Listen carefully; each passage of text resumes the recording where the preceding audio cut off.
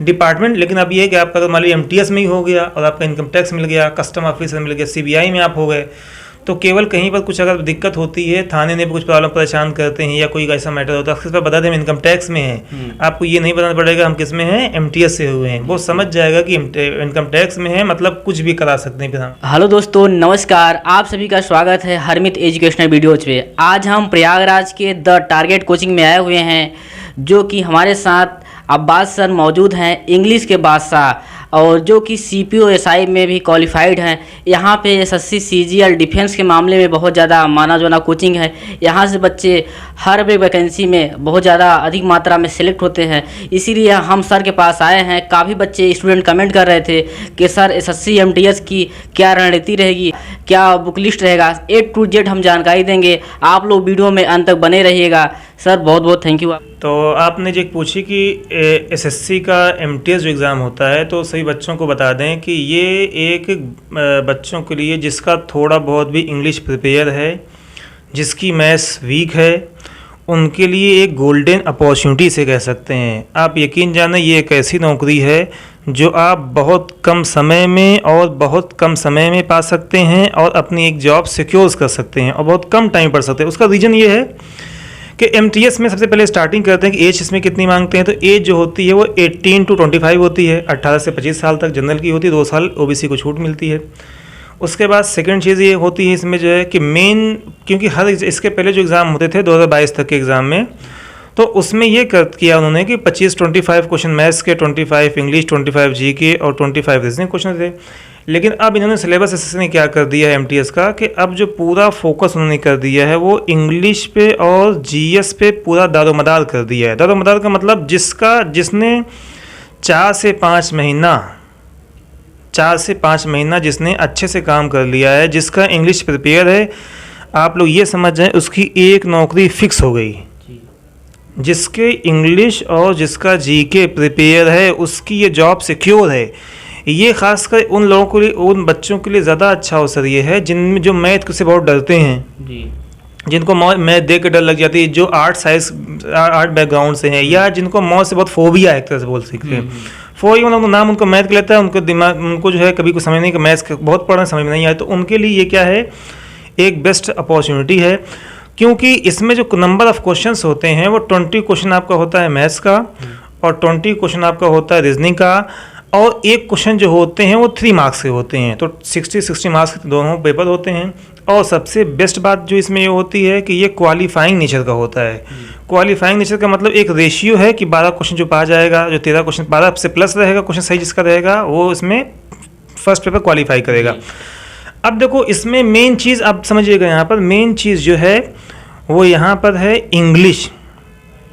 क्यों इंग्लिश हम बता रहे हैं इस चीज़ को समझिएगा। अब जो सेकंड पेपर जो होता है, सेकंड मतलब जो दूसरा पेपर इसमें होता है, उसके बाद होता है उसमें आपका इंग्लिश होता है। 25 क्वेश्चन इंग्लिश के होते हैं और 75 मार्क्स के होते हैं, और 25 क्वेश्चन होते हैं आपके जीके के, जो कितने मार्क्स के होते हैं, 75 मार्क्स के होते हैं।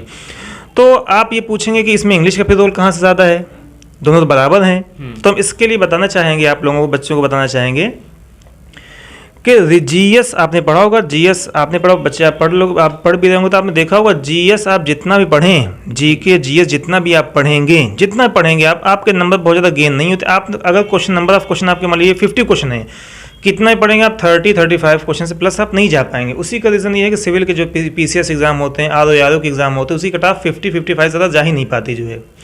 तो आप जो लड़का जीएस बहुत पढ़ेगा वो क्या करेगा, 30 मतलब 50 में, या हम अभी एग्जाम की बात करें 25 क्वेश्चन में वो 17 कर पाएगा, 18 कर पाएगा, 16 कर पाएगा, जो बहुत ज़्यादा पढ़ रहा है जीएस पे, सुबह शाम जीएस ही पढ़ रहा है।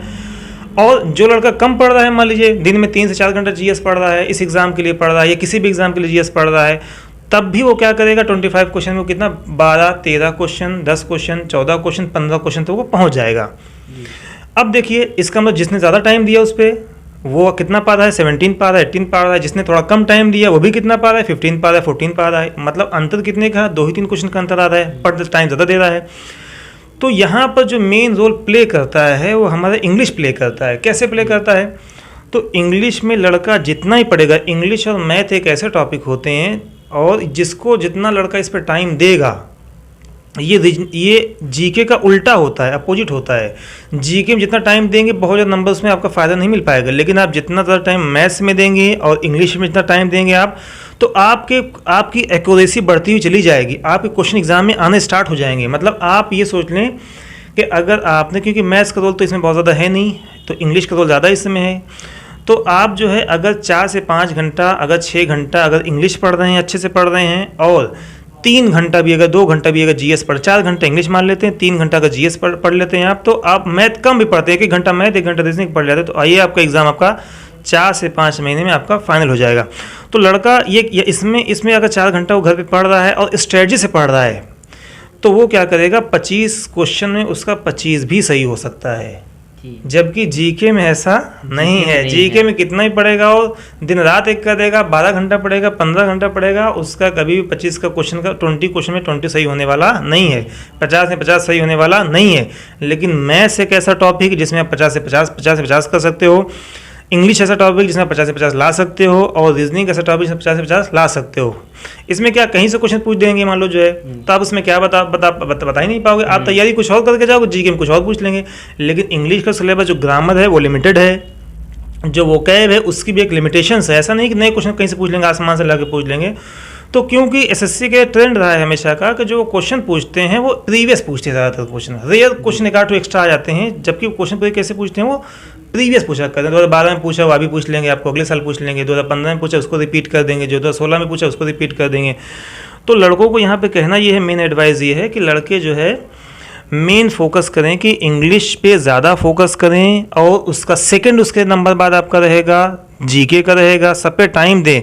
अब ऐसा ना करें कि उनका मन अगर रीजनिंग में लग रहा है, मज़ा आ रही है रीजनिंग में, तो रीजनिंग लगाए पड़े हुए हैं, सिलेक्शन इसी वजह से रुक जाते हैं लड़कों के। क्योंकि जी के बहुत लड़कों को तो पॉलिटी तैयार है, हिस्ट्री तैयार है, वो दिन रात पॉलिटी हिस्ट्री पढ़ा, जबकि हमको पता है कि सिलेक्शन में इसका रेशियो कितना है, एग्जाम में इसका रेशियो कितना है, कितना एग्जाम में आ रहा है। तो लड़कों को ये नहीं देखना हमको अच्छा क्या लगा, लड़कों को ये देखना हमारे एग्जाम में क्या आ रहा है। जी सर, समझ गए, लड़कों को क्या देखना है कि हमारे एग्जाम में क्या है। तो एग्जाम में जो मेन रोल प्ले कर रहा है, अगर हम चारों सब्जेक्ट को मिला के बात करें तो इंग्लिश का सबसे ज़्यादा रोल है उसकी। वो इसलिए है क्योंकि आपका इंग्लिश एक क्रूशियल रीजनिंग आपका पास मार्क हो गया, क्वालिफाइंग हो गया, मैथ्स आपका क्वालिफाइंग हो गया, बचा आपका जीके और इंग्लिश। जीके हमने बता दिया अभी आपको, इंग्लिश जितना पढ़ेगा वो उतने उसका नंबर गेन होते चले जाएंगे। अब अगर मान लीजिए कोई लड़का 25 क्वेश्चन में अगर वो 20-22 क्वेश्चन इंग्लिश का सही कर ले जा रहा है और जीके के 15 क्वेश्चन कर ले जा रहा है, तो उसका सिलेक्शन इसमें फाइनल हो जाएगा। जो लड़का 20 से 22 क्वेश्चन कर ले गया सही, और वो जीके में 14, 15, 16 कर ले गया, तो अब यकीन है उसका फाइनल रिजल्ट आ जाएगा। यस सर, जैसे कुछ बच्चों का सर डाउट रहता है, जैसे इंग्लिश के लिए सर और मतलब जीके जीएस के लिए सर कुछ आपको आइडिया है कौन सा बुक को प्रिपेयर करें? हाँ, ये अच्छी बात बोला आपने। देखिए जीएस जीके के लिए उसके सबसे पहले इसके बाद इंग्लिश के बाद बताते हैं। हाँ। तो इंग्लिश में ये लड़के ये करें, देखिए हाँ बहुत अच्छा आपने क्वेश्चन, ही बहुत लॉजिकल क्वेश्चन पूछा हुआ है, क्योंकि होता क्या है, कोचिंग हो चाहे कुछ भी हो, ऑनलाइन का प्लेटफॉर्म हो चाहे कोई कोचिंग हो, तो वहाँ पे करते क्या है, जैसे आपने वहाँ पर एडमिशन ले लिया, एडमिशन के बाद जैसे आपने एडमिशन लिया, noun, pronoun, adjective, verb, adverb, prep start कर देंगे, मतलब पार्ट्स ऑफ स्पीच है वहीं से स्टार्ट कर देगा। और जब बोलेंगे सर वो कैब पढ़ाई, तो वो कैब वहाँ पर फिर नहीं पढ़ाते, या पढ़ाएंगे भी तो आपको 300-400 इकट्ठे लिखवा देंगे जो है। आप उन्हें समझिए अपना, आप उसे समझिए कैसे याद करना है। तो पढ़ाई का तरीका ये है, सबसे पहले हम देखना है, ट्रेंड देखना है, कि एनालाइज करना है कि जो हमारा जो क्वेश्चन आ रहे हैं एसएससी मान लीजिए 50 क्वेश्चन अगर हैं, तो इंग्लिश के क्वेश्चन इसमें इंग्लिश के भी 2 पार्ट होते हैं, वोकैब का एक पार्ट होता है, मीनिंग वाला पार्ट होता है, एक पार्ट आपका होता है ग्रामर का। तो हमको एनालाइज ये करना है कि ग्रामर के कितने क्वेश्चन आ रहे हैं। तो हम जब पेपर देखते हैं 3, 4, 5, 7 साल के जो देखते हैं, तो उसमें हमने देखा है कि जो 30 से 40% के बीच जो आपका आ रहा है वो ग्रामर आ रहा है, और 60 से 70% का रोल जो किसका है वो वोकैब का है।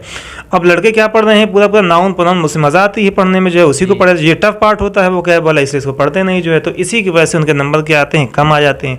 तो जो फोकस, जैसे मीनिंग को जो है वोकैब जो होती है वो ग्रामर की बैकबोन होती है, रीढ़ की हड्डी होती है। अगर आपकी रीढ़ की हड्डी मजबूत है तो आप कुछ भी कर ले जाएंगे। तो इसका मतलब आपको जो फोकस ज़्यादा करना है वो वोकैब पे करना है। वोकैब में भी पार्ट होते हैं synonym, antonym, idioms and phrases और वन वर्ड सब्स्टिट्यूशन। तो आपको एक तरीके से ऐसा नहीं कि हमने एक जोश में आए कि एमटीएस की वैकेंसी आ गई है और लाओ जो है आज 1-2 दिन में तैयार कर लें पूरा का पूरा, ऐसे नहीं पढ़ना है। आपको पढ़ना कैसे है, जैसे एग्जाम्पल के लिए कोई लड़का हमारे पास जब आता है इंक्वायरी के लिए, यहाँ पे कोचिंग में आता है, तो हम उसको एक बार देखें, आज हमने देखा, वो हो सकता है 5 दिन के बाद आएगा, 1 महीने के बाद आएगा, तो हम उसको पहचान नहीं पाएंगे। लेकिन अगर वो मान हमको एक हफ्ता लगातार आ गया, मेरे पास आ गया, तो हम उसको 5 साल बाद ही मिलेंगे तो पहचान होता है ऐसे जनरली, 5 साल बाद मिलेंगे तो पहचान जाएंगे हम जो है। तो वही काम पढ़ाई में होता है, इंग्लिश में होता है। आपको जो वोकैब है आपको 20 से 25 पर डे याद करना है। हमने याद करना आज से स्टार्ट किया, 5-6 दिन हमारा हो गया, तो हमको ये नहीं कि 25 से याद करना, हमको 1 से 50 तक, 1 से 75 तक, 1 से 100 तक, 1 से 200 तक हमको पिछला वाला रिवाइज करना है। ये काम आपको 1-2 महीने लगातार करना है। जब आपने 1-2 महीने लगातार इस काम को कर लेंगे, 2-3-4 महीने जब ये काम हो जाएगा तो आपके दिमाग में फीड हो जाएगा, दिमाग में सेट हो जाएगा। कोई नींद नहीं आपसे उठा के पूछेगा बताओ इसकी मतलब क्या हो गया, तो आप नहीं बता रहे हाँ इसकी मीनिंग ये होती है। तो आपको जो प्रिपरेशन होनी चाहिए इस लेवल की होनी चाहिए कि आपको, जैसे हम पूछते हैं कि किसी ने पूछा आपका नाम क्या है बेटा, तो क्या वो सोचता है कि मेरा नाम बताने से पहले पूछे पापा का नाम क्या है, क्या वो सोचता है पापा का नाम क्या है, सर ये है पापा का नाम, तो सोचता नहीं है। तो उसी तरीके से हमको पढ़ाई भी करना है। कोई क्वेश्चन आता है तो उसको हमको ऐसा तैयार करना है, जैसे ही सामने वाला पूछे, एग्जाम में क्वेश्चन आए, फ़ौरन हमारा दिमाग कहाँ पे चला जाए, आंसर पे चला जाए। और उसके लिए हमको क्या करना पड़ेगा, पहले वोकैब स्ट्रॉन्ग करना पड़ेगा, फिर स्ट्रॉन्ग करने पड़ेगा ग्रामर का। पहले चलो 2 घंटा टाइम देना है वोकैब पे और 1.5 घंटा टाइम देना है ग्रामर पे। जो लड़का ये किस चीज़ को कंटिन्यू कर लेगा। जीके की बात बताएं, जीके का सिलेबस बहुत ही ब्रॉड भी कह सकते हैं, बहुत ही लिमिटेड भी कह सकते हैं। इसे जो हमने बताया कहीं से पूछ सकता है। जीके में अगर लड़के ये फॉलो कर लें कि वो 3 से 4 जीके अच्छे से प्रिपेयर कर लें, मतलब उस पर कमांड आ जाए उनको जो है। जैसे वो ये कर लें कि पॉलिटी के 2 क्वेश्चन एग्जाम में फिक्स होते हैं, नहीं है 3 हो जाता है, 1 नहीं होता। वो पॉलिटी तैयार कर लें, हिस्ट्री तैयार कर लें, इकोनॉमी तैयार कर लें, 1-8 उनको जो समझ में आए और तैयार कर लें, या करंट अफेयर को ज़्यादा करंट अफेयर। बस ये 4 पे उनकी कमांड हो, ताकि इन चारों में से कहीं से भी क्वेश्चन आए तो फिर वो लैप्स ना हो, नहीं तो फिर वो कहीं का नहीं रह पाएगा। इंग्लिश में कितना भी अच्छा परफॉर्म करेगा वो यहाँ पे फेल हो जाएगा फिर जो इसमें, और 2 कट ऑफ जो बनती मिला के बनती है। तो वो 3-4 टॉपिक को अच्छे से तैयार करे, सबके चक्कर में ना पड़े कि हम ये भी पढ़ लें ये भी पढ़ लें। ये तो वो साइंस तैयार करे, पहले साइंस में 3 पार्ट होते हैं, साइंस तैयार कर ले, और 2 टॉपिक कोई होता है, 3 टॉपिक कोई और तैयार कर ले। ये तो साइंस अगर नहीं कर रहा है टाइप तो 4 जीएस तैयार वो करे। इकोनॉमिक हो गया, इकोनॉमी हो गया, पॉलिटी हो गया, ज्योग्राफी हो गया, हिस्ट्री हो गया, इसको प्रिपेयर कर लेता है अगर जो है। तो आप यकीन जानें कि अगर वो काम रेगुलर कर, रिवीजन रोज़ कर रहा है, इंग्लिश रोज रिवाइज कर रहा है, तो 4 महीना 4 to 5 months are sufficient for qualifying the MTS examination. 10th के बाद आप अप्लाई कर सकते हैं सर। जैसे हम 10th में होते हैं सर, उतना क्या है, इंग्लिश पहली बात देखिए ग्रामर बच्चों की नहीं आता है, तो वोकैब तो पता ही नहीं रहता है। तो कई बच्चों क्या है, तो ग्रामर कंप्लीट ही नहीं हो रहती, वोकैब के बारे में जानकारी नहीं रहती, तो पहले उनको लगता है हम ग्रामर पहले कंप्लीट करें, वोकैब को फिर देख लेंगे बाद में। पहले ग्रामर, हमको मेन चीज़ ट्रांसलेशन आनी चाहिए हर एक चीज़ का। और जब वही नहीं पता रहेगा तो वोकैब वगैरह कैसे पढ़ेंगे। तो आपका इसमें सर क्या राय है, क्या पहले वोकैब पढ़ें क्या फिर ग्रामर तैयार करें? वोकैब का रोल बहुत ज़्यादा इंपॉर्टेंट है। वोकैब हमने बोला कि वोकैब इकट्ठे ही पढ़ना चाहेंगे, पढ़ नहीं पाएंगे, उसको अपने आप को सेट लिमिटेशन सेट कर लें कि हम एक दिन वाले 10 मीनिंग हमको याद करना है, और 10 मीनिंग हमको ऐसे टाइम पे याद करना है जो हमारा टाइम फालतू का है। जैसे मतलब हम सोने जा रहे हैं, पर्चे पे लिखे हुए हैं, हम लेटे पढ़ लें 10-15 वर्ड को याद करें। हम मतलब कुछ काम कर रहे हैं, ऐसा काम करें जिसमें बच्चे नहीं कि साइकिल चल रहे तो मीनिंग याद करते हुए जाएँ, पर चल जाकर लड़ जाएँ, फिर वहाँ भिड़ जाएँ जो है। तो ऐसा भी ना करें। हम एक्स्ट्रा टाइम में अपने जो है वो 15 से 20 वर्ड लिखे रहें शीट पे, अपनी कॉपी पे, कहीं भी आप पेज पे लिख रहे हैं, उसको हम याद कर लें, एक्स्ट्रा टाइम याद कर लें। फिर 20-25 वर्ड आ रहा है वो कॉपी में राइट डाउन कर लिया कॉपी में अपनी, फिर अगला 20 वर्ड लिखें नेक्स्ट डे के लिए, नेक्स्ट डे याद करें। तो ये टाइम आपका ये प्रोडक्टिव टाइम हो जाएगा, और इसमें आपके धीमे धीमे आपका खजाना तैयार होता चला जाएगा। आप पर डे याद करें, 20 याद करें, 1-10 दिन में कितना हो गया 200, 1 महीने में कितना हो गया 200, 600 हो गया, 5 महीने में कितना हो गया 3000 वर्ड। और आपको याद करना है 1500 से 2000 वर्ड याद करना है। और सर इसमें एमटीएस में सर क्या क्या पोस्टें होती हैं सर? हाँ बहुत अच्छी, ये भी चीज़ें बातें आपकी अच्छी। एमटीएस जो होता है, इनफैक्ट वर्तमान में कोई भी सरकारी जो पोस्टें होती हैं वो ग्रुप डी की पोस्टें कोई नहीं है, सभी ग्रुप सी की पोस्टें हैं। तो इसमें क्या करते हैं कि वो ग्रुप सी की पोस्ट होती है, जैसे फाइल्स का ट्रांसफ़र। इसमें आपके कोई ये नहीं दिमाग बनाकर सफाई करवाते हैं, ऐसा नहीं। सफाई के लिए सफाई कर्मी की आउटसोर्सिंग होती है डिपार्टमेंट में। आउटसोर्सिंग का मतलब प्राइवेट लोग रखे जाते हैं वहाँ पे जो है, तो वहाँ से वो बुलाए जाते हैं, वो 10,000 15,000 पे वो सेट होता है। लेकिन जैसे मतलब किसी स्टूडेंट की किसी की पोस्टिंग हो गई एमटीएस में हो गई, तो एमटीएस में कई डिपार्टमेंट्स होते हैं। जैसे हो सकता हो इनकम टैक्स किसी को मिल जाए, हो सकता हो सीबीआई में कोई चला जाए, हो सकता हो डीओ उसमें चला जाए, आपका पोस्ट ऑफिस में चला जाए, हो सकता हो प्रिवेंटिव पोस्ट में चला, मतलब एक्सपोर्ट इंपोर्ट में चला, कस्टम्स में चला जाए। तो उसमें जब जाएगा तो उसमें 3 रैंक की पोस्टें होती हैं। 3 रैंक का मतलब सबसे लोवेस्ट पोस्ट होती है वो होती है एमटीएस की।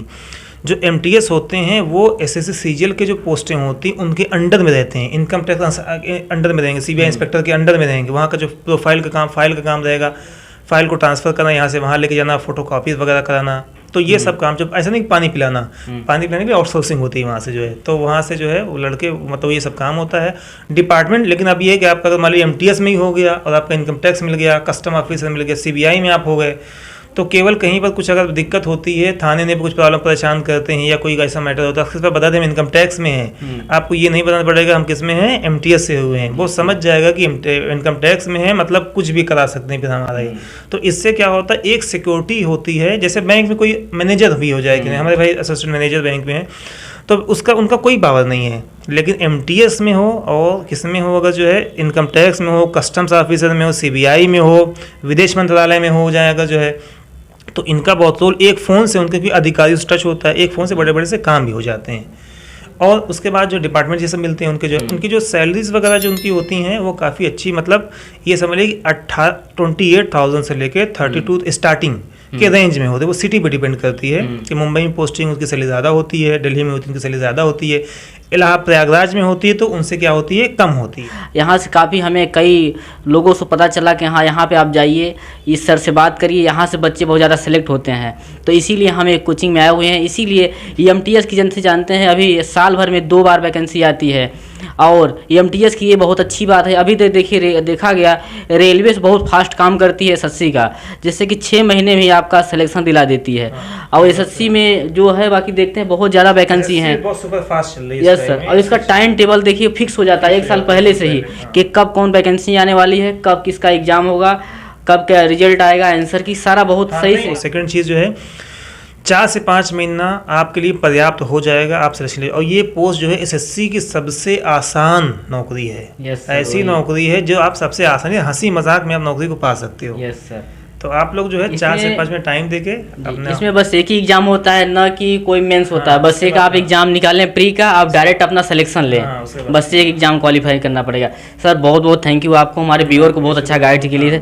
Thank you sir. Most welcome.